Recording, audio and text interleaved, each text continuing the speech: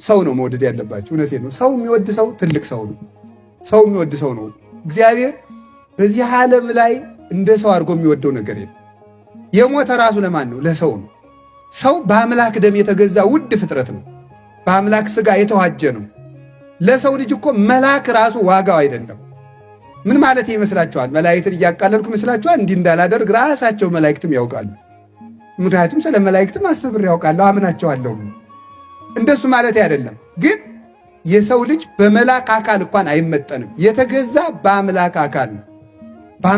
የአምላክ ዋጋ ተከፍሎለት፣ የደም ዋጋ የተከፈለለት በደሙ የዋጀን ነን። ስለዚህ ሰው ውድ ፍጥረት ነው። ሰውን እንደ መጥላት ያለ እግዚአብሔርን መናቅ የለም። ሰውን እንደ መውደድ ያለም እግዚአብሔርን መውደድ የለም። ስለዚህ ለዚህ ሁሉ የበላይ ለሚሆን ለሰው ልጅ ደግሞ ሁለት ጠባቂ መላእክት አሉ። አንድ የሌሊት አንድ የቀን። የፈለገ ኃጢአት ቢሰራ እንኳን አይለየውም። ራቅ ብሎ ነው የሚጠብቀው። ይጠብቀዋል። ሌሊቱን ሙሉ ይጠብቀዋል።